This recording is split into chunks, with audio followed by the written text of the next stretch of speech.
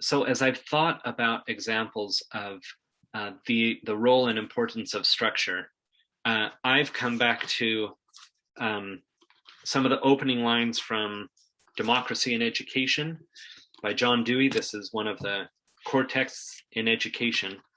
And so this is it's a book about the philosophy of education. I mean, it is an introduction to the philosophy of education. And the way Dewey starts, I think, is a great example of structure, the way Bruner uses structure. So I'm just going to read the opening line from Democracy in Education. Reads, "The most notable distinction between living and inanimate things is that the former maintain themselves by renewal." So this very simple idea, living things maintain themselves by renewal. So this is a very simple idea. And it's not, you notice we're not talking about, he doesn't start with, okay, we're going to be talking about education. So, there are a lot of things he could have started with. If we're drawing from our conventional understanding of education, he might have started with, okay, the subjects you learn in school are math, science, language, social studies. These are the subjects, and education is made up of these subjects. Or he could have started with, hey, let's first make sure we understand what a teacher is and what a student is.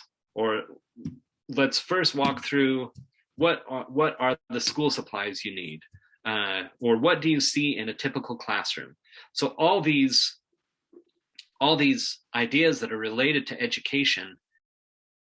But if we start with those ideas, so for example, if we start with, here are the subjects in school, how much mileage can we get out of that as we learn more about education? Where when Dewey starts out with, the most notable distinction between living and inanimate things is that the former maintain themselves by renewal.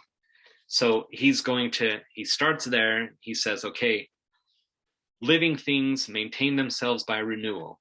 And then he'll take that to say, okay, now a society maintains itself by renewing. So that's what, and that gets us to education. What education is it's a way for a society to renew itself. And when we have that basic idea, now we can, when we learn about teachers and we learn about the subjects you learn in school, we learn about desks and we learn about school supplies, all those can fit into this overarching picture and structure of, here is how a society renews itself, or education is about a society renewing itself. So I'm just going to read one other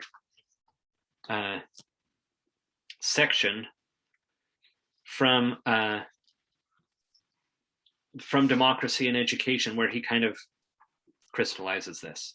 So he writes, "The primary ineluctable facts of the birth and death of each one of the constituent members in a social group determine the necessity of education.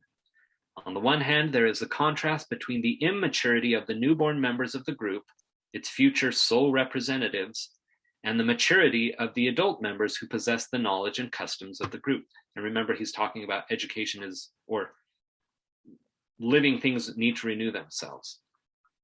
On the other hand, there is the necessity that these immature members be not merely physically preserved in adequate numbers, but that they be initiated into the interests, purposes, information, skill, and practices of the mature members. Otherwise, the group will cease its characteristic life. Even in a savage tribe, the achievements of adults are far beyond what the immature members would be capable of if left to themselves. With the growth of civilization, the gap between the original capacities of the immature and the standards and customs of the elders increases. Mere physical growing up, mere mastery of the bare necessities of subsistence will not suffice to reproduce the life of the group. Deliberate effort and the taking of thoughtful pains are required.